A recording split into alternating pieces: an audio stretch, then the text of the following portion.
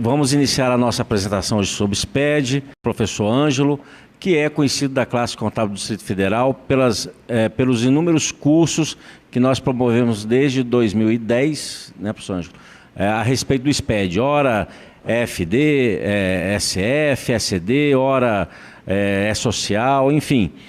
Falou SPED aqui em Brasília, tem que falar em Ângelo, né, professor?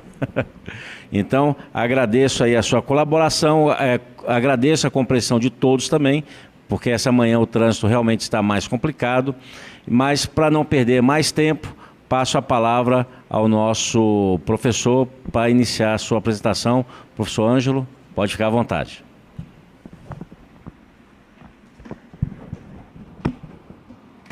Bom dia, agradeço a oportunidade de novo proporcionada pelo Adriano Marrocos, pelo CRC. É um prazer estar aqui. Falar de SPED é algo novo, de uma certa forma, pela quantidade de módulos que tem se implantado. Mas, paradoxalmente, também é algo bem velho, porque o SPED ele já vem há algum tempo mudando a história das empresas. O Bloco K ele traz como referência o estoque e a produção. Ele tem um cronograma escalonado, mas, principalmente, ele tem uma função de detalhamento, que eu acredito seja o principal objetivo do SPED. A Receita Federal, como fisco mais atuante na tecnologia, ou com a tecnologia, ela tem a possibilidade de detalhar processos. E o Bloco K, a mais nova ideia de detalhamento dentro do projeto SPED, ele trouxe essa novidade de acompanhamento de um processo de produção. De uma maneira mais objetiva, e sem me alongar em diploma legal, necessito só apresentar alguns deles para que fique fácil alinhar a questão fiscal com a prática legal. O artigo 12 do Decreto 1598 de 77, ele prevê cadeias mercantis, alterado agora em 2014 pela Lei 12973. No Brasil, eu tenho a venda de mercadorias, produtos e a prestação de serviço. A venda das mercadorias, nessa cadeia mercantil, começando pela indústria, o comércio atacadista, o varejista, até chegar no consumidor final, apresenta tributos plurifásicos. E esses tributos que passam mais de uma vez por essa cadeia mercantil, eles são acompanhados com sua base de cálculo, com seu fato gerador, com sua alíquota, mas uma parte do processo para apuração do tributo ainda era perdida, que era a parte do processo de produção lá no início da cadeia, ou não tão acompanhado. O serviço já é mais tranquilo com relação à prestação e à tomação do serviço, onde eu tenho apenas 3 tributos pagos, um para o município, aqui no nosso caso o Distrito Federal, e 2 tributos federais sobre essa prestação, além dos outros tributos federais sobre a renda. Basicamente, a ideia é acompanhar de perto, no início do projeto SPED, documentos fiscais, na operação de venda de mercadorias e a produção, o modelo 1 e 1A, e o 2 e o 2D, e na prestação de serviço, o 3 e o 3A, e também o 2 e o 2D. Essa informação, por mais que ela tenha uma variação, como, por exemplo, na aglutinação de cadeias, onde eu tenho a indústria passando a ser um tomador de serviço e contratando uma transportadora, que nesse momento é o prestador, e aí envolvam outros documentos fiscais relacionados a modais, 2 para o rodoviário, 7 e 8, 1 para o aquaviário, 1 para o aéreo e mais 2 para o ferroviário. Esse transporte de carga ou de passageiro, essa emissão de documento referente à operação comercial de serviço ou de venda, ela precisa ser acompanhada de uma maneira bem objetiva por quem emite, de uma maneira bem mais consistente por quem emite, porque o fisco, a partir da digitalização desses documentos, ele começa agora a ter um acesso maior à operação comercial de qualquer que seja a entidade com fins lucrativos. E agora, com a SF, chegou até as empresas entidades sem fins lucrativos. O objetivo principal, então, é acompanhar o processo das empresas, seja ele de produção ou de operação de venda ou prestação de serviço, através de documentos fiscais, que são a base das obrigações acessórias. As obrigações acessórias dentro do projeto SPED, elas seguem uma estrutura compartilhada. E eu fico impressionado cada dia que eu estudo mais o SPED, a cada dia eu estudo mais o SPED, e quanto mais eu estudo o SPED, quanto mais eu escuto outros especialistas no Brasil, quanto mais eu viajo para falar de SPED e encontro colegas que compartilham do mesmo pensamento, eu fico feliz com essa ideia de a tecnologia hoje ser uma ferramenta de fiscalização, porque traz para nós, contadores, a obrigação de nos atualizarmos. E quando eu olho a estrutura do compartilhamento das obrigações acessórias do SPED através de blocos, através de registros dentro dos blocos, eu entendo o meu papel como contador na sociedade, e ele é importantíssimo. Dentro da estrutura do formato padrão do SPED, o bloco de escrituração contábil, ou o módulo de escrituração contábil, ele traz blocos de cadastro, blocos de apuração e blocos que montam a base de cálculo ou bloco de demonstrações. A escrituração fiscal digital, seja ela ICMS e IPI, que o DF ainda não tem, ou a FD Contribuições, também trabalha com a mesma linha de bloco, bloco de cadastro, bloco de apuração e bloco de demonstração. E um último bloco lá, que é o bloco de encerramento. Esses blocos, eles conversam entre si.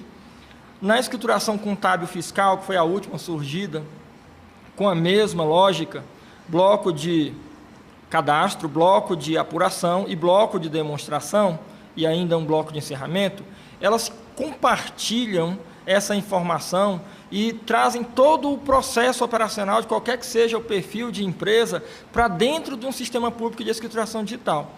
Na FD ICMS-PI, especificamente, onde entra o bloco K, ele seguia uma lógica de apresentação de livros, uma junção de livros, o livro do ativo permanente e do inventário físico, parecido lá com outros módulos, como, por exemplo, a FD ou a escrituração contábil fiscal, que traz o ELALU e o ELAX, o livro de apuração da contribuição social, criado recentemente com essa ideia de descentralização, mas o nosso conhecido ELALU, né, criado digitalmente, nosso conhecido ELALU, e faltava um bloco específico, um bloco que trouxesse o processo de produção e estoque. No início da cadeia, as indústrias passam por um processo de produção, e esse processo ele precisa ser acompanhado. Eu tenho uma informação detalhada do bloco K, e essa informação, ela é uma informação que não é nova, já existia anteriormente com o artigo 63 do Convênio Sem Número de 1970, que dá a ideia que todos os livros de escrituração precisam passar para o momento digital, esse é o entendimento da Receita, com o desuso de alguns deles pela cultura. Alguns colegas contadores têm o péssimo hábito de abandonar a escrituração de alguns livros e somente quando o fisco pede é que eu vou lá e compro o livro em papel, ou faço esse livro mecanicamente ou eletronicamente para passar para o fisco através de uma fiscalização. Com o projeto SPED, isso acaba. E o bloco K, ele é, lá dentro do artigo 63, no inciso 5º, o registro de controle de produção de estoque, o modelo 3. Lá no parágrafo 4º, ele já previa uma obrigatoriedade aí para indústrias e equiparadas às indústrias e ainda o comércio atacadista, desde 1970, com a implantação do modelo 3, o livro de produção e estoque. Então, não há uma novidade gigantesca com relação ao bloco K. Esse daí é o livro de produção e estoque, um livro, é um print de tela tirado da internet, mas para que você possa ter uma ideia da parte do livro, o modelo tem essa parte pequena, e o cronograma para que esse livro seja transmitido de maneira digital já foi implantado, alterado mais de uma vez, e eu até falo sempre quando algum colega diz assim, mas você diz que nenhum escritório de contabilidade está preparado para entregar o bloco K na sua totalidade, mas você também falou em outros momentos que o E-Social também impedia que qualquer escritório de contabilidade estivesse preparado para entregar. Eu continuo reafirmando, eu falei mesmo, nenhum escritório de contabilidade está preparado para entregar o E-Social na sua totalidade. E o problema não é do escritório, o problema não é do funcionário, o colaborador que faz a escrituração fiscal ou contábil ou a folha de pagamento. O problema é cultural, o problema é a gestão do processo. Como que funciona lá no departamento pessoal, quando eu tenho que entregar todas as informações em tempo hábil para que seja feita a apuração de tributo para fiscal? Então, essa demanda em um tempo não hábil se reflete no bloco K, onde eu tenho que acompanhar um processo de produção e que seja repassado em um tempo hábil, porque a escrituração ela vai ser mensal. Assim como a obrigatoriedade tem um escalonamento, essa escrituração precisa ser culturalmente adaptada dentro desse escalonamento, o mais rápido possível.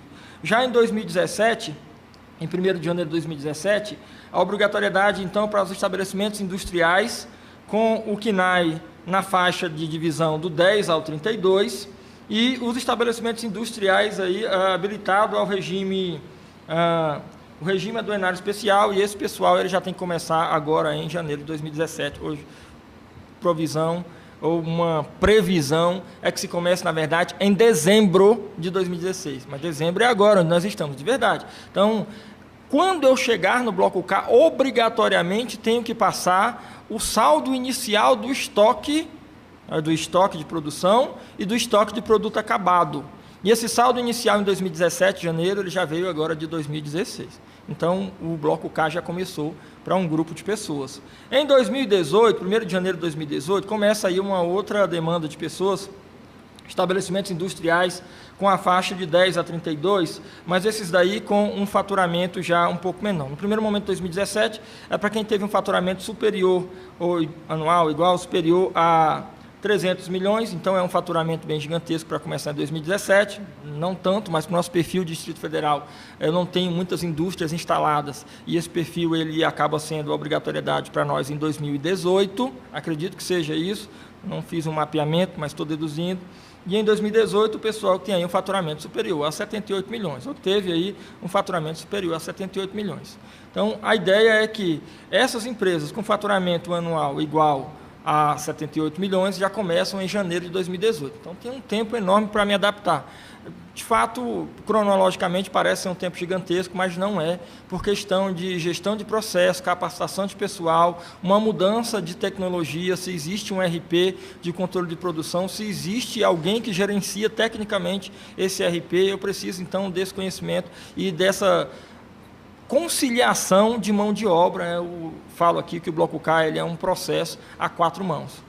E em 2019, aí sim, todo mundo começa, 2019, 1º de janeiro de 2019, os demais estabelecimentos industriais, estabelecimentos atacadistas, classificados nos grupos 462 e 469 do CNAE, esses daí começam a entregar o bloco K. Então, num primeiro momento, o bloco K, ele é uma substituição de um livro que já existe, mas culturalmente foi identificado pelo fisco que esse livro normalmente não é feito. Então, essa obrigatoriedade acaba delimitando a fiscalização pela falta de entrega da obrigação em um formato digital, e ela começa agora. A FD ICMS-PI, ela traz um cadastro onde eu tenho lacunas e traz também documentos onde eu tenho lacunas. E ficou um processo de produção, uma informação da produção completamente em branco na entrega da FD ICMS-PI, a apuração desses dois tributos. O estoque também tem uma lacuna, porque o meu estoque é o estoque de produto acabado, e está faltando um estoque, e a apuração já no finalzinho do bloco K, ou a finalzinho da FD ICMS-PI. O que há agora com o bloco K é uma complementação das informações através de novos registros. E, claro, se é um novo registro, fica melhor que eu traga para um outro bloco, destinado a um outro tipo de apuração, de acompanhamento de processo, desde o cadastro, porque necessariamente eu preciso de cadastro dos produtos, o cadastro dos itens utilizados no processo de produção, e também eu preciso da informação da produção em todo o bloco K.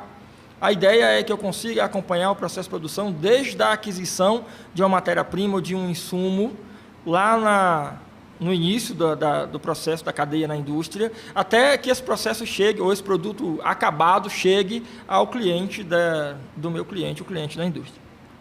O bloco K nada mais é do que uma complementação de informações referente à apuração do ICMS e do IPI, dentro do processo produtivo que não tinha. Então, de uma maneira mais clara, e eu fico falando sempre que a minha esposa é pedagoga e ela diz que as pessoas têm uma questão cognitiva diferente, e eu sei que as mulheres têm uma cognição totalmente auditiva, que basta que eu fale sem apresentação nenhuma, elas já entendem, mas os homens, nós homens precisamos ver, né? Nós temos essa ideia do visual, nossa cognição é totalmente visual, e eu gosto de nos treinamentos colocar lá um fluxo para poder ficar uma apresentação mais viável para os homens, tá bom? Então ele diz assim, ó, um processo de indústria, ele começa no estoque de matéria-prima e finaliza no estoque acabado, ou um processo comercial. Ele começa no estoque de aquisição de matéria-prima e termina lá no produto acabado. A produção, ela não chegava de verdade até o conhecimento da Receita Federal de maneira digital. faltava isso. Então, quando eu tenho um fornecedor me passando uma matéria-prima e um insumo para a produção, eu trabalho, através de um processo produtivo, essa matéria-prima e esse insumo e repasso ao meu cliente. O meu cliente vai pegar um produto acabado que não foi, de fato, o que eu comprei, ou é o que eu comprei, mas de uma maneira trabalhada. O Bloco K ele veio preencher essas lacunas de informação digital com o registro desses insumos e da matéria-prima, com o registro da produção, em que parte da produção essa matéria-prima foi inserida, e o insumo, e ainda como que ela chegou lá no meu estoque acabado, o meu estoque de produto finalizado. Esse processo, ele passa a ser acompanhado digitalmente. Um segundo momento, quando a indústria não faz, ela repassa para que um terceiro faça. E a desobrigatoriedade não se dá porque eu não faço. Então, o pessoal lá de terceiros que adquiriu o processo de produção, pegou a mercadoria, a matéria-prima e o insumo e gerou uma mercadoria acabada, um produto acabado, ele também está obrigado à entrega no Bloco K. Eu tenho, particularmente, um slide mais específico para que nós possamos entender, num processo bem simples, o mais simples possível que eu consegui montar. Um produtor rural que vende para uma indústria arroz, e esse arroz vai entrar como uma matéria-prima lá no estoque de produção, ou no meu estoque de matéria-prima, e 1 tonelada de arroz são 1.000 quilos. No processo produtivo, e da maneira simples, eu tenho a matéria-prima que é arroz e um insumo, que é o meu item de produção, uma embalagem. A embalagem e o arroz apenas faz parte aí do meu produto acabado. Então, eu tenho um produto acabado no meu estoque acabado e imagina como que será, então, a venda desse arroz. No processo produtivo, eu comprei 1.000 quilos de arroz de um produtor rural sem embalagem. Esse produto é embalado, mas com a embalagem de 5 quilos. Eu tenho um pacote de 5 quilos. A venda para o comércio atacadista, que é o meu cliente, normalmente, ela vai acontecer em fardos. E um fardo são 6 pacotes de 5 quilos. Tenho 30 quilos de arroz em um fardo. Mas se eu dividir 1 tonelada que eu comprei por fardos, vai me dar uma dízima periódica. E para que o controle seja ajustado, e isso também é hipoteticamente, algumas empresas preferem, então, vender o fardo. E quando eu divido 1.000 pela quantidade de fardos, vai me dar uma dízima periódica. E para evitar essa dízima periódica, então eu apenas monto 33 fardos, que dão 990 quilos, e eu vendi fardos definidos, ou 33 fardos, para o meu cliente comércio atacadista. A pergunta que a Receita e o Bloco K faz é: o que houve com os 10 quilos? Você não vendeu? Não. Então, ele está lá no teu estoque de matéria-prima. Não está no estoque de matéria-prima. No processo de produção, ele se perdeu. Eu preciso registrar esse processo de produção perdido. Então, você precisa emitir uma nota fiscal de perda, e o controle de perda vai acontecer, e eu preciso, então, definir em um CFOP que foi perda. Ah, mas não se perdeu, nem está no estoque de matéria-prima. Eu vendi para a pessoa física que veio comprar na indústria, que ela mudou a hierarquia da cadeia e veio diretamente a mim, que eu vendo mais barato. Então, se você vendeu para a pessoa física ou para o consumidor final, seja ele qual for, um mercado varejista, precisa também de documento fiscal. Isso, eu estou falando de um item que está no topo da cadeia de NCM, que é alimento. Mesmo que esse processo aconteça lá em terceiros, a lógica é a mesma.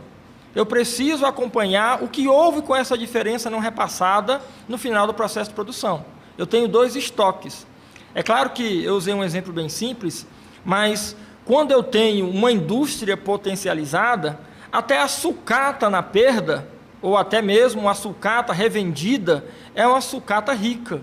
Eu escutei outro dia com o pessoal do Rio de Janeiro que a indústria naval ela demora até 5 anos para terminar uma embarcação.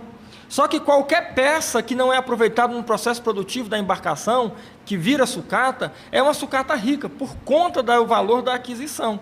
E a Receita quer saber o que foi feito com essa sucata rica, porque ela deveria também ser informada. Se foi vendida, é tributada. Se foi perdida, eu vou seguir uma série de restrições e brigas entre colegas, brigas de entendimento, com relação ao valor a ser registrado na perda, porque algumas unidades federativas limitam a 5%, outras já dizem que entende que se é perda, eu não tenho que me preocupar com isso. Então, esse controle, para que haja aí um esclarecimento em várias outras discussões, ele vai ser feito a partir do bloco K. A própria Receita já informou em algumas palestras, através da Carla, que é a representante desse projeto, a supervisora do projeto FD e CMSPI, que o objetivo não é ser invasivo, o objetivo não é acompanhar a fórmula de um produto. Alguns colegas, inclusive, questionaram em uma das palestras que se eu compro farinha de trigo, ovo, fermento e vendo bolo, é isso que interessa para o fisco. Não que eu diga qual é o conteúdo da minha receita. Fica invasivo se eu disser quanto de ingrediente que eu usei para montar aquele bolo. Ele tem que saber o que eu comprei e o que eu vendi. E, de novo, o que a senhora Carla falou é que nada é invasivo. Mas eu preciso acompanhar o processo de produção para que não se perda nada no meio desse processo. Então, já chegando aqui na finalização, mais alguns slides. A informação, ela é uma informação sequencial.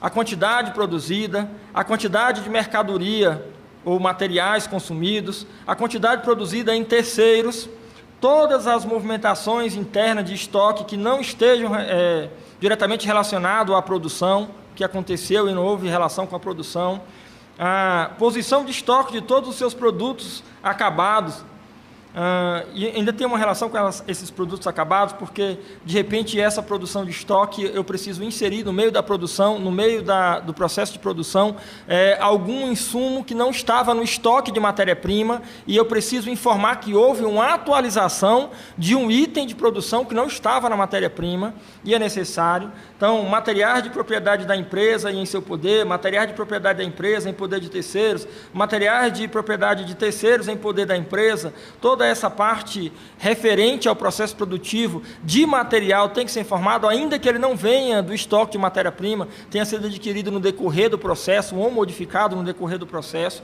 e a lista de materiais padrão de todos os produtos fabricados na produção própria e em terceiros. E vai chegar lá o meu produto acabado, eu tenho dois estoques, um no início e o outro no final. Então, o bloco K, de uma forma bem objetiva, o que ele quer é acompanhar. Eu tenho o direito, como fisco brasileiro, e é constitucional, que o fisco brasileiro, através do seu artigo 6º, o Estado brasileiro, através do artigo 6º, tem que manter lá os direitos do cidadão, saúde, educação, trabalho, segurança, essa coisa toda que todo mundo está reclamando, mas para poder manter eu preciso de dinheiro. E a forma de conseguir o dinheiro para pagar servidores públicos de qualquer que seja a esfera, eu preciso arrecadar tributos. E esses tributos, nos últimos anos, têm sido fundamental para a manutenção do Estado. O Código Tributário Nacional define o tributo como imposto, contribuição e taxa, e parte desse processo, ou parte da apuração, nos elementos fundamentais da apuração tributária, ou da legislação tributária, como, por exemplo, o fato gerador, é identificado, mas uma parte do processo se perde, que é a base de cálculo. Aí eu adquiri um determinado produto, mas perdi parte desse produto, só vou pagar tributo sobre uma outra metade. É isso que eu quero acompanhar no bloco K, segundo a Receita Federal, para viabilizar a manutenção do artigo 6º do Estado. Então, o bloco K, ele tem registros. Primeiro, é um registro com relação a cadastros, e são 3 registros básicos. O período de apuração do ICMS, o estoque escriturado, o consumo específico padronizado, que ele vai chamar, inclusive, registro do bem, ou registro do bom. E ele tem ainda, após os cadastros, a produção própria, o K230 e o K235, com itens produzidos e os insumos consumidos na produção desse item. Então, novamente, uma analogia bem mal feita, mas se eu estou fazendo bolo, ele quer saber quanto que eu levei de farinha, quanto que eu levei de ovo, quanto que eu levei de açúcar, quanto que eu levei, não sei o que faz bolo, eu só como bolo, mas eu sei que tem esse tipo de coisa, eu preciso identificar isso daí. Então, o processo produtivo, mesmo que ele seja em terceiros, a informação tem que chegar. Eu tenho registro pai e registro filho, tanto na produção própria como na produção em terceiros. O registro pai, a industrialização em terceiro dos itens produzidos e ainda a industrialização em terceiro dos insumos consumidos. O pai é o item produzido e o insumo, ele é o filho que compõe aí esse pai de uma certa forma. Cadastro, processo de produção própria e produção em terceiro. E a correção, ela é uma novidade com relação ao bloco K. A correção ele foi necessário porque nas reuniões, nos GTs, aqui que acontece no Conselho Federal, houve uma série de questionamentos, mas se acontecer isso, como eu resolvo? E isso, como eu resolvo? E eu já escutei a Receita Federal, em uma participação em um dos GTs, que a ideia é ouvir o contribuinte, entender a necessidade e passar a melhoria através de um novo registro. E aconteceu. Lá na correção, K210, a desmontagem de mercadoria de um item de origem, ele faz parte do processo de correção. A mercadoria, o produto foi já fabricado, mas não vai ser vendido por falha no processo, por alguma coisa que talvez leve a um recal. Eu desmonto esse item e ele volta para a matéria-prima. E ainda a desmontagem de mercadoria de itens de destino.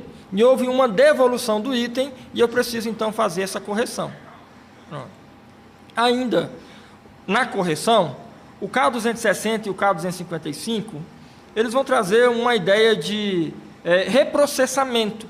Esse item desmontado, ele vai ser reprocessado. Então, eu tenho um reprocessamento, um reparo de um produto e até mesmo um insumo. E ainda o reprocessamento, reparo de mercadorias consumidas e retornadas.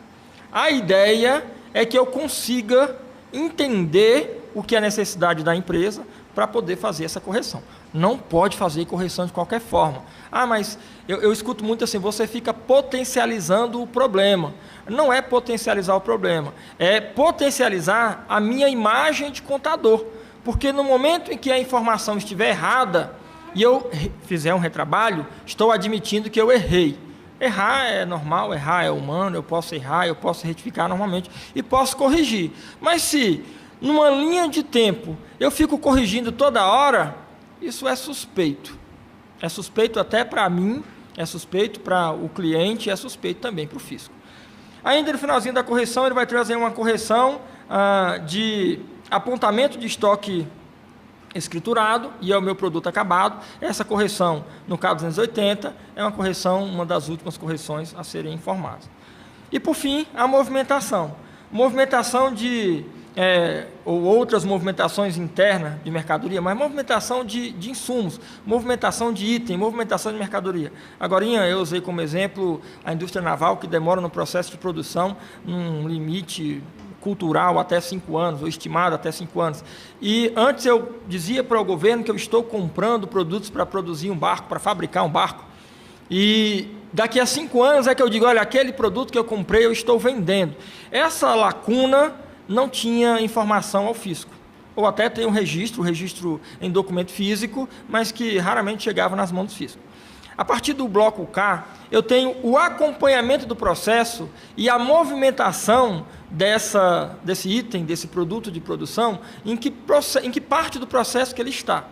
Eu até usei, uma última vez que eu estive aqui, um processo de produção de uma cadeira, que envolve a borracha, o ferro e parafusos, e um tecido, e eu compro esse item do processo, essa matéria-prima a ser introduzida no processo, e os insumos, como os parafusos, em grandes quantidades.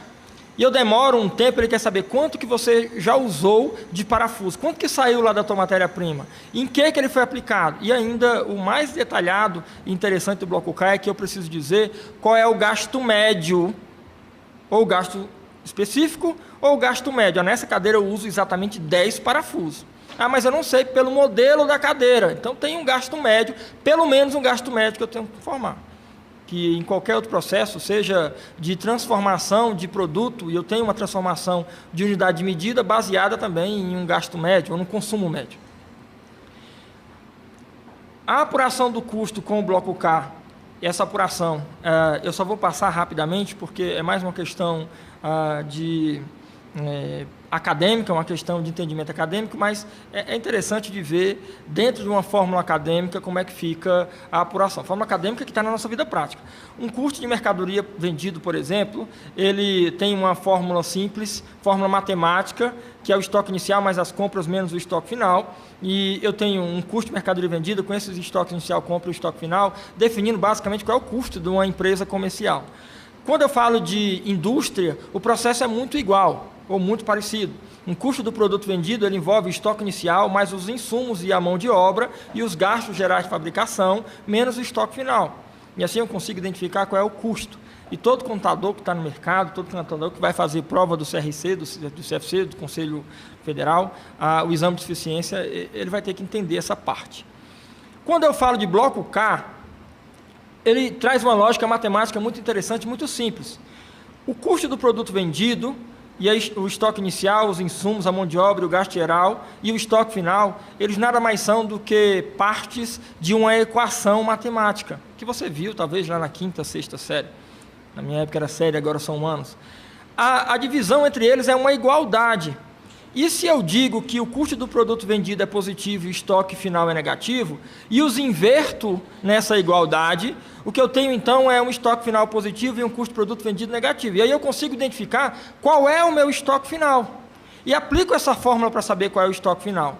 Só que ele diz assim, ó, essa fórmula, para descobrir qual é o teu estoque final, a Receita Federal vai conseguir visualizar com a inserção de elementos do bloco K. Por exemplo, ele traz aí o K230, que é a produção própria, o K250, que é a produção de terceiros, e ainda o consumo na produção própria e um consumo na produção em terceiros. Toda a movimentação interna, que é o K220, é apresentada nessa equação. E é lindo dizer, eu tinha um professor na época de faculdade, um professor piauiense, eu sou de Fortaleza e me relacionava relativamente bem com os nordestinos, e ele dizia o seguinte: a contabilidade é linda. Eu falei, a contabilidade, eu acho que, na visão de muitos, ela é linda, mas quando eu faço corretamente. Se eu não faço corretamente, ela não vai ser linda de forma alguma. Então, só para finalizar, o meu bloco K ele vai trazer informações em registro. Essas informações em registro, elas têm uma produção, um estoque, uma compra e um faturamento. Obrigatoriamente, seja escritório de contabilidade, seja o contador internalizado dentro da empresa, seja o gerente do processo produtivo, essas pessoas têm que entender o que está acontecendo no processo de produção, para que chegue no bloco a informação correta. A produção ela tem abertura de ordem de produção, e ela é necessária, materiais consumidos, a conclusão da ordem de produção, o estoque com a entrada de mercadoria, controle de estoque de material de clientes enviados aí para industrialização, saída de mercadoria para a produção, saída de produto acabado, lá nas compras, que é o início do processo, meu relacionamento com o fornecedor. Eu preciso de uma gerência de contratação, industrialização em terceiros, e ainda se há uma relação com terceiros, essa informação, e também com o meu fornecedor. E o faturamento, um setor que se envolve diretamente agora com o bloco K, porque a informação da emissão de nota fiscal, de remessa para a industrialização, ou até mesmo a remessa de insumo para terceiros, para que ela seja vendida, ou um relatório de clientes, um retorno de clientes, um relatório não, um retorno de cliente, trazendo essa mercadoria de volta, precisa ser justificado no bloco K. O que é o bloco K? A bloco K é acompanhar o processo, desde quando você teve a ideia de produzir alguma coisa, seja lá um produto muito grande, muito caro, ou um produto muito barato. Então, é isso que eu preciso. Por enquanto, o que eu não posso confundir é que o processo de produção vai chegar até o comércio atacadista. Eu vou ter que informar todos os fardos que eu comprei, que você falou que aquela diferença não veio. Na verdade, não. A ideia é que o produto que o comércio atacadista vende, passado por um processo de produção, ele precisa ser identificado. Porque ele vai comprar, por exemplo, queijo, e lá no queijo ele tem um fatiamento desse queijo e uma embalagem do queijo, e ele vai ter um processo de produção, então, o plástico filme, o isopor, que é aquela bandejinha, e mais as fatias de queijo. E é uma etiquetinha que imprime lá. Isso é um processo de produção, que vai variar, inclusive, de acordo com o produto acabado, vai variar de acordo com o insumo, de acordo com a matéria-prima, o queijo que foi adquirido. E existem vários tipos de queijo, até gosto quando eu vou a Minas, palestrar em Minas, porque lá o pessoal mineiro é muito gente boa e eles gostam muito de queijo, e falam, hoje o queijo é o queijo prato, hoje o queijo é o queijo rende. Falei, para mim tudo é queijo, né? Se fosse farinha, eu entendia separadamente, mas queijo, para mim é tudo queijo. Então a ideia é que esse comércio atacadista indique isso dentro do bloco K, mas só em 2019. Certo? Espero que tenha sido claro. Obrigado. Bom, nós que agradecemos a colaboração, Ângelo, e já que você citou a questão do queijo e da farinha, vamos começar por isso. Nós temos algumas perguntas aqui que foram encaminhadas pelo Zap e eu estou pedindo aqui para os colegas reencaminhar pelo YouTube para que fique registrado. Mas, por falar em queijo e farinha, então, como é que fica o sigilo industrial no bloco K, já que vai passar as informações de estoque? Boa pergunta.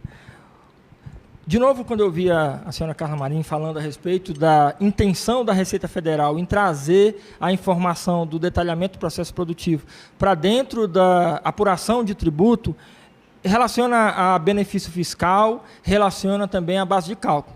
Mas ela disse que não ia ser nada invasivo. E existem indústrias grandes, por exemplo, indústria de refrigerante, que tem uma preocupação enorme com a fórmula. Que fórmula que eu uso, que é diferente da outra, e eu não posso passar, por essa questão de sigilo no processo produtivo. E aí ficou bem aberto que eu posso informar uma média de insumos. Eu posso informar dentro do bloco K, claro que eu tenho lá no início, no cadastro, no 0210, o consumo e esse estoque de produção, ele vai trazer especificamente e detalhadamente todos os insumos. Mas na hora de informar qual foi a quantidade de produto utilizado, ou de insumo, ou item de produção utilizado, para montar o meu produto acabado, eu posso dizer uma média, ou posso passar uma média. E essa média, então, vai ser fictícia? Não, não vai ser fictícia, mas ela é uma média. E, por ser uma média, por enquanto, eu vislumbro aí a própria Receita Federal como uma única alternativa de não detalhar. Até porque o Bloco K é do SPED, um sistema público, mas não é compartilhado com todo mundo. Ele é o compartilhamento com fisco. Bom, o nosso colega Jonatas Teixeira, lá do Espírito Santo, obrigado por acompanhar a apresentação. Quando eu tenho o mesmo produto com vários tamanhos diferentes, como será montada a ficha técnica? Um para cada tamanho ou posso fazer uma média?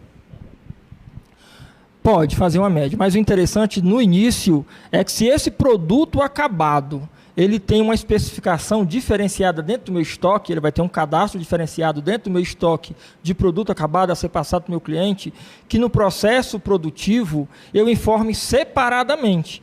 Se eu vou montar um produto em que ele tenha 10 parafusos e 1 metro de ferro, e o outro produto ele tenha 20 parafusos e 2 metros de ferro, que no processo produtivo, na ficha técnica, eu especifique separadamente os dois produtos. Bom, e ele ainda complementa assim, eu tenho um produto com várias cores diferentes, como faria a ficha técnica, um para cada cor? A ficha técnica em papel, quando ela surgiu no modelo 3, ela trazia, na verdade, essa especificação por produto, produtos separados. Eu vendo canetas e eu tenho caneta azul, caneta vermelha, caneta verde. Então, a ideia é que a ficha técnica ela seja, de fato, separada, por cor, por item. Então, são itens distintos que sejam, então, itens distintos. Talvez por isso, Ângelo, você tenha feito um destaque que eu quero até retomar, se você puder enfatizar mais ainda. Nós temos um grupo agora em 2017, um em 2018 e um em 2019. Mas esse tempo você acha que é suficiente, principalmente para quem está no escritório, numa empresa de serviço contábil? Eu sou taxado como radical. E não é só aqui no CRC do DF. Nos outros CRCs que eu vou pelo Brasil e nos outros lugares que eu palestro, sempre a mesma pergunta. Você não acha que está potencializando o problema porque eu tenho um ano inteiro para me adaptar porque a minha empresa não fatura acima de 300 milhões. Então, esse tempo de um ano para quem vai começar em 2018 é pouco. É pouco porque acompanhar culturalmente, nós somos brasileiros. Nós somos brasileiros e temos esse hábito horroroso de procrastinar. Então, é um processo factível, na minha cabeça é fácil, então deixa para fazer lá, eu tenho outras coisas emergenciais. E é a bola de neve. Então, eu acho pouco tempo. Eu acho pouco tempo porque não é a questão somente de interpretação técnica minha e de utilização de documento fiscal. A nota técnica que o colega Jonas citou, o próprio livro, o preenchimento dele, a emissão do documento fiscal. Mas o problema na entrega do Bloco K é porque ele é um processo a 4 mãos.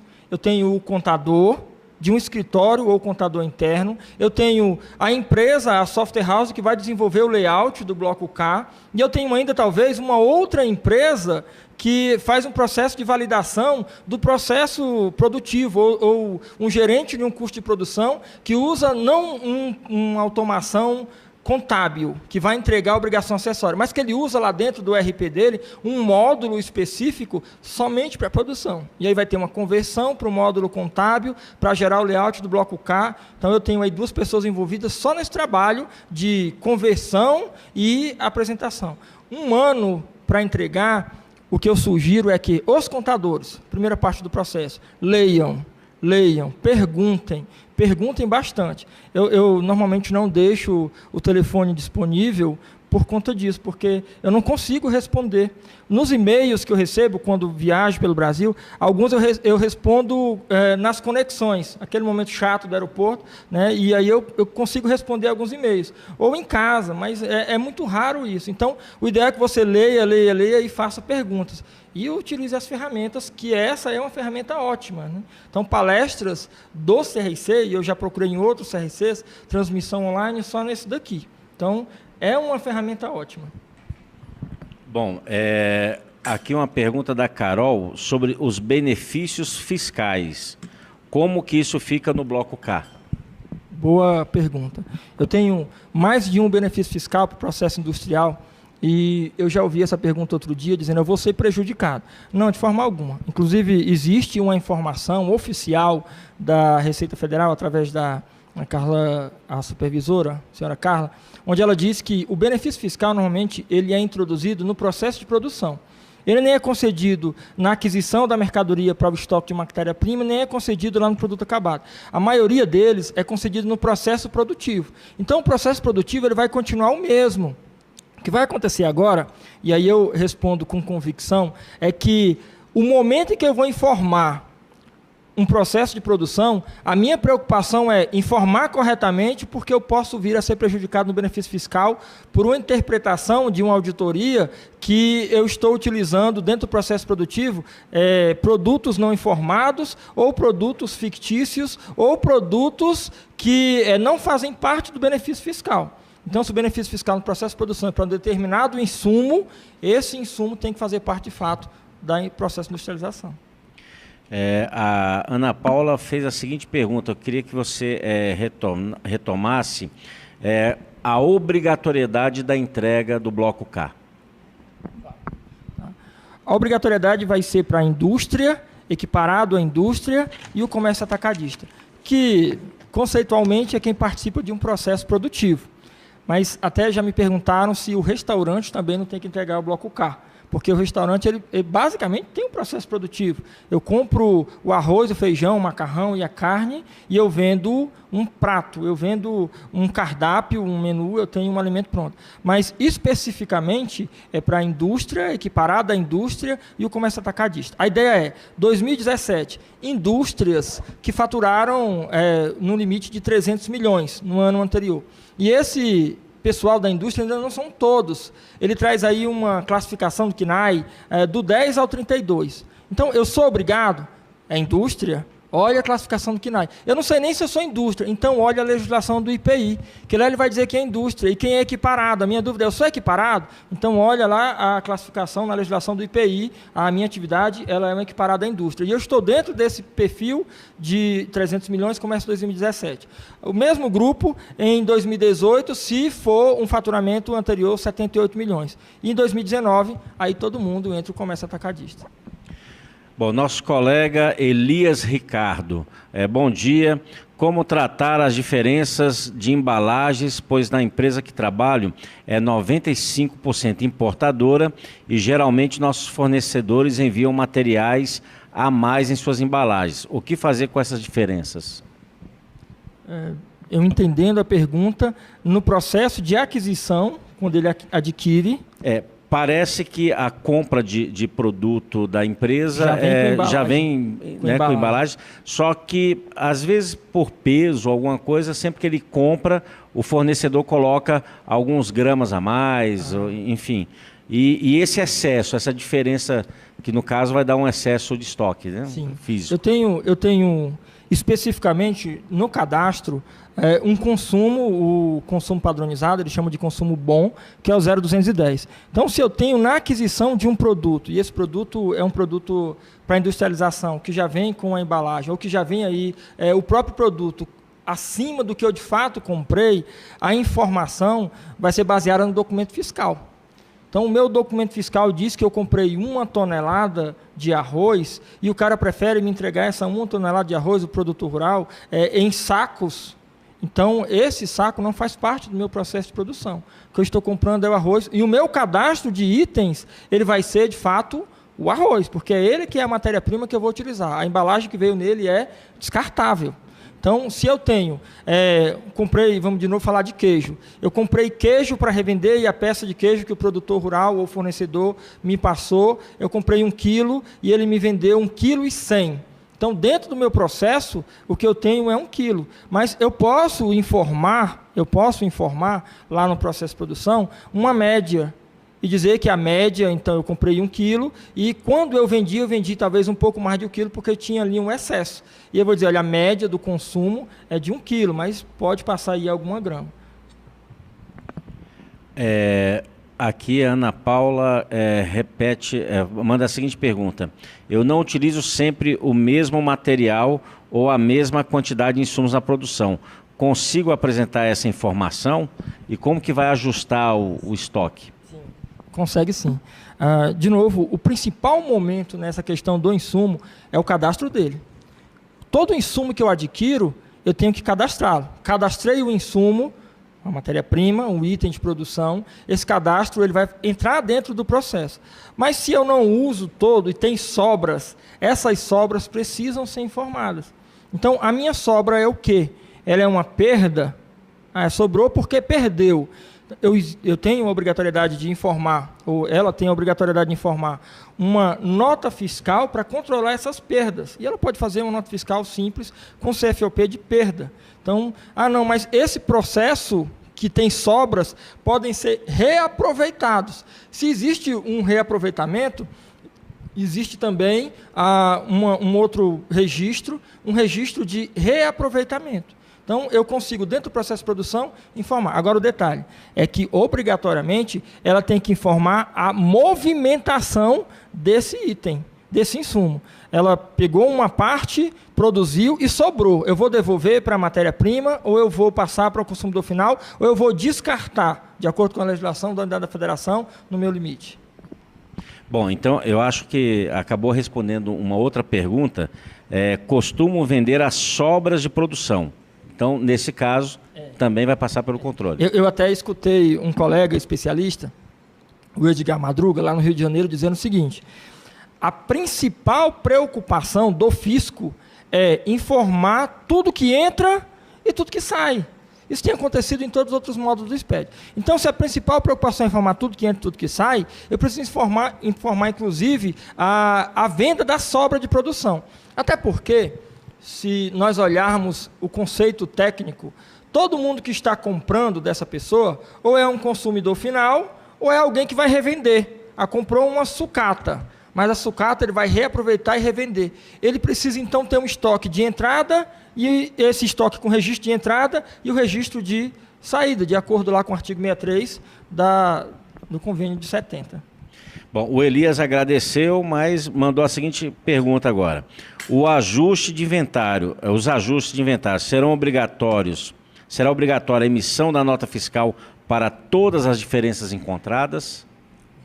Essa é uma pergunta boa e muito difícil de responder. Por quê? Ele diz assim, eu tenho que informar a movimentação.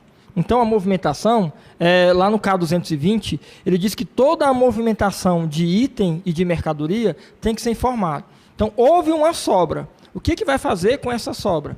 No inventário, eu tenho um bloco específico, um registro específico, para ajustar a sobra. Essa sobra, ela vai continuar dentro da empresa? Se ela vai continuar dentro da empresa, eu não tenho que fazer nota fiscal, e sim apenas o bloco de movimentação, que é o K220. Muito bem. O Jonatas Teixeira, se eu ficar constantemente modificando uma ficha técnica, poderá haver algum problema ou pode ser feito isso normalmente? Tecnicamente, pelo manual de orientação da FD e pela própria instrução que traz o bloco K, ele não prevê uma penalização por você movimentar ou utilizar uma mercadoria de forma errada, ou até mesmo a tua ficha técnica ela não se consumar. E eu tenho uma ficha técnica para um processo de produção, esse processo não se concretizou, então essa mercadoria é desmontada e ela volta lá para o meu estoque de matéria-prima. Mas se essa mercadoria fica voltando, e eu tenho, de novo, uma ficha técnica para que ela seja produzida, e aí ela não é vendida, e ela volta, isso pode, de uma certa forma, gerar uma desconfiança no fisco. A fiscalização hoje, pelo cruzamento das informações dentro do SPED, ela é eletrônica, ela não vai precisar de mão de obra humana. Pode ser criada uma regra, e aí é a parte que eu sou leigo, que é a parte de informática com relação à tecnologia de fiscalização, e se for criada uma regra dentro do processo, dentro do layout, ou dentro do PVA, ele pode fazer aí uma crítica, que o determinado produto está toda hora voltando.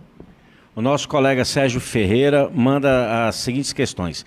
Meu cadastro de materiais possui erros de parametrização. Qual o impacto? E qual a importância do controle dessas operações junto a terceiros? Bom, essa é bem fácil, né? Ele mesmo talvez se responda e acaba sendo uma pergunta retórica. Mas boa pergunta.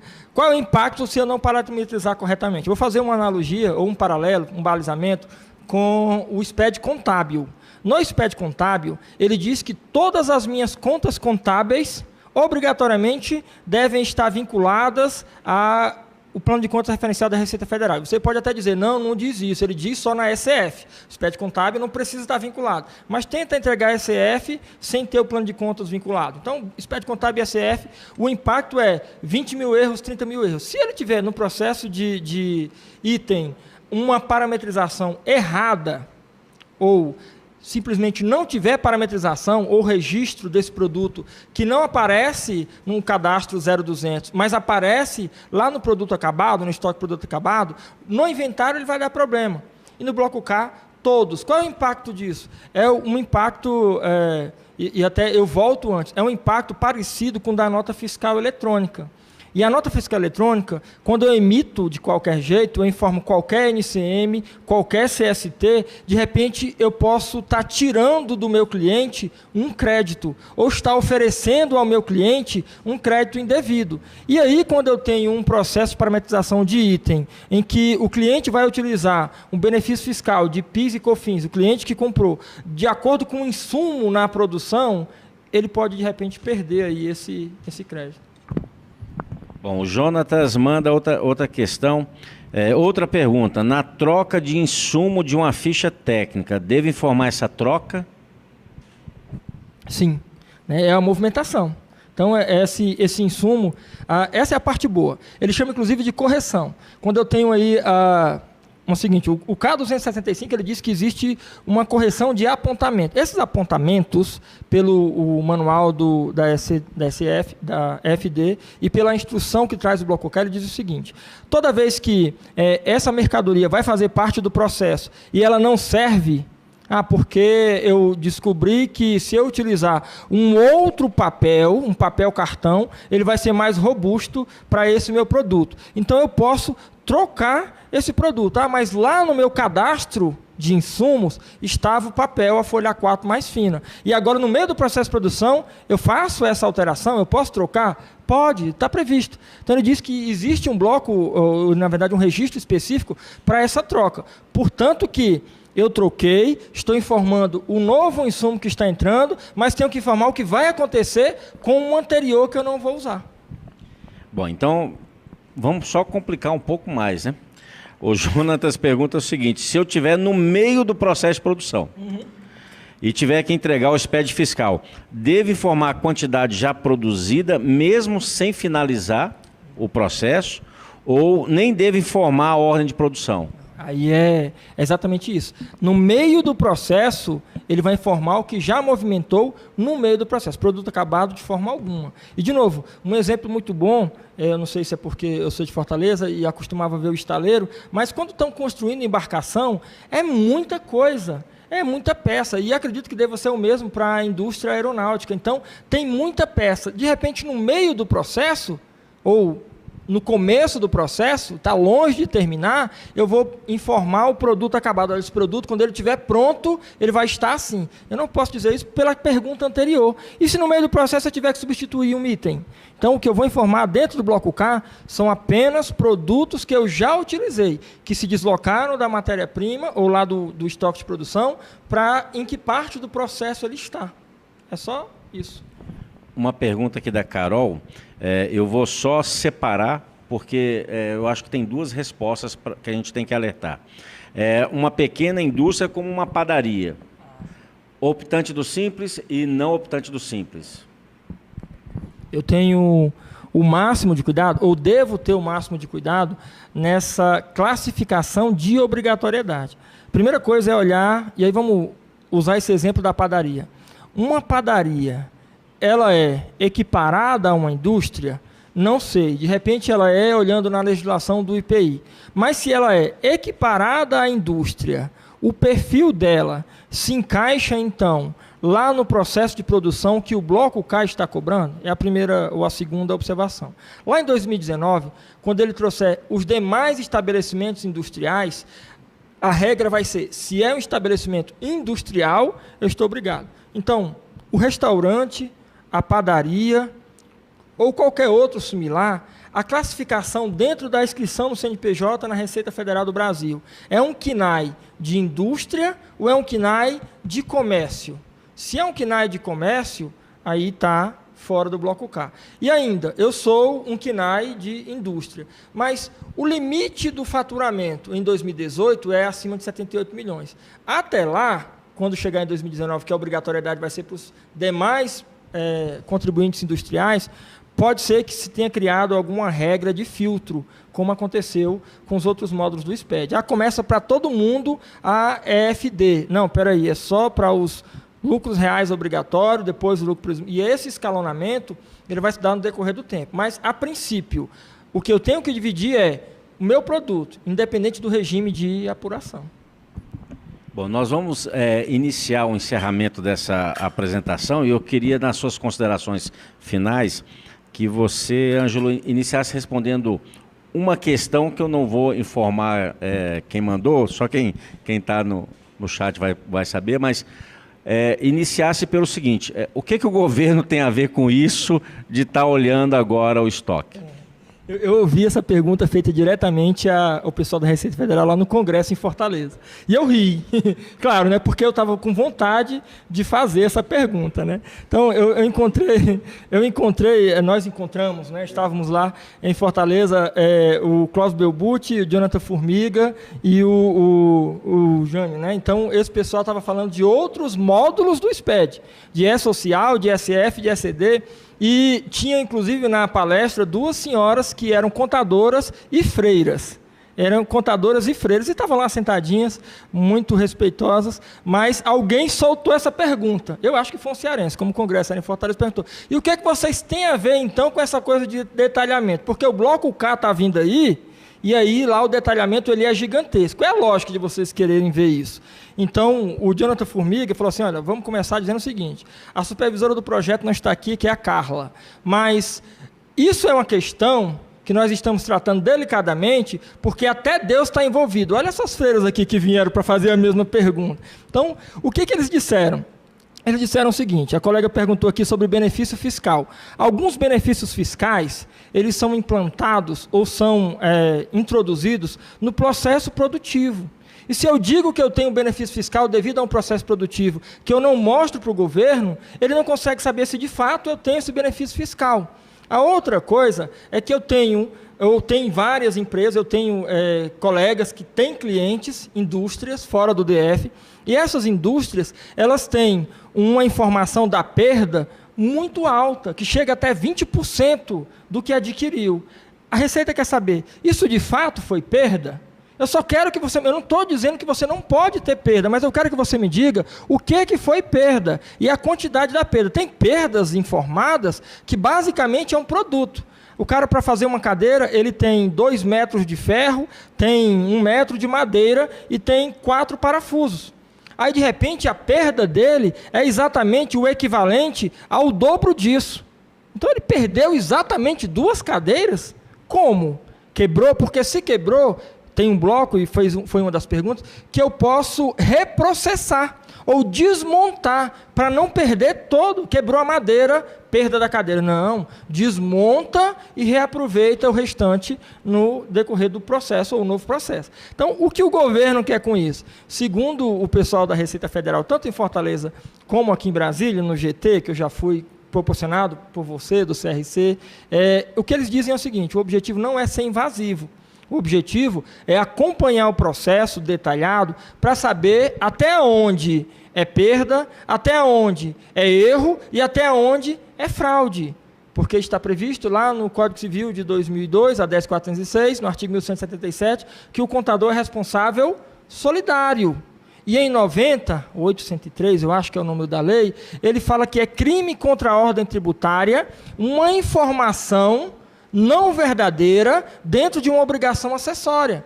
E uma informação não verdadeira, inclusive com emissão de documento fiscal não verdadeiro, aí vai levar o contador a responder o processo judicial com pena de prisão de 3 a 5 anos e multa. E qual contador quer ser preso? Então, o que ele diz é o seguinte: olha, de repente, numa lava-jato da vida, porque toda vez que o empresário está preso, o contador está junto. Você está aí porque errou. Então, não quero que você responda por errar. É só isso que ele diz que quer. Então, para poder finalizar, quero agradecer de novo ao CRC, ao Adriano Marrocos, agradecer ao pessoal que faz parte da implantação de educação continuada do CRC. Eu estava em Alagoas agora em outubro e conversei com o Martônio, o presidente do Conselho Federal, e também com a Clara Bugarim, e a presidente da Academia Brasileira de Ciências Contábeis, e era um dos meus anseios. Eu vim de Fortaleza em 2005, a minha esposa do Distrito Federal, e um dos meus anseios é que eu conseguisse aprender, porque eu era contador da Prefeitura de Fortaleza. E para se inserir num mercado comercial, você tem que estudar muito. O bom é que eu não parei mais, e eu continuo, eu escolhi um tema, e esse tema é bom. Só que, não querendo ser espelho, e já sendo para alguns colegas contadores, o ideal é que nós busquemos ferramentas. E eu tenho encontrado nesse conselho, desde a gestão, e aí não é demagogia, mas desde a sua gestão, e passando pela Sandra e retomando a sua gestão, assim como em outros conselhos, alguns presidentes muito bons, como a Vitória, lá do Rio de Janeiro, e o Manuel do Amazonas, e ainda a Clara, lá de Fortaleza, esse mesmo perfil, que é o perfil de passar a um baixo custo para o profissional da contabilidade, informação coerente. E eu estou sempre à disposição do CRC. Sempre que tiver treinamento ou que tiver perguntas, e às vezes a Cristiane, do setor de curso, fala: professor, tem uma pergunta aqui, não tem treinamento já há bastante tempo. O senhor pode responder? Falei: claro, Cristiane. Às vezes eu demoro, mas é porque eu estou cheio de coisa para responder, estou fazendo alguma coisa relacionada aí ao trabalho mesmo de contabilidade. Mas, na medida do possível, eu estarei sempre à disposição para contribuir. E é esse o objetivo. Bom, eu quero agradecer, Ângelo, mais uma vez, mas antes de encerrar, uma pergunta aqui do Elias sobre o vídeo. Informar a todos que esta ação é uma apresentação informativa. Nós abrimos para alguns questionamentos, para que possamos dirimir algumas dúvidas. Esse vídeo será editado e estará disponível tanto no site do CRC, lá na TV CRC-DF, lá nós temos outros vídeos também desse mesmo projeto, ou direto no YouTube. Vocês podem procurar o CRC-DF TV e lá vocês encontrarão esse vídeo. Então poderão assistir depois com mais calma após a edição. E, Ângelo, mais uma vez agradecer essa parceria já de longa data que nós mantemos. Informar a todos que quem desejar contratar o professor Ângelo para algum evento em company, está à disposição também, ou se desejar realizar um evento particular aqui no CRC, nós podemos montar uma turma. Para nós é uma satisfação poder atender os colegas e, obviamente, nossa missão desenvolver e oferecer treinamento dentro do programa de desenvolvimento profissional. Então, nós estamos à disposição para contribuir. Encerramos, então, mais uma apresentação do CRC DF TV, e eu aproveito para fazer um registro de agradecimento ao professor Ângelo. Até o nosso próximo encontro, a nossa próxima palestra na TV CRCDF. Obrigado e até lá.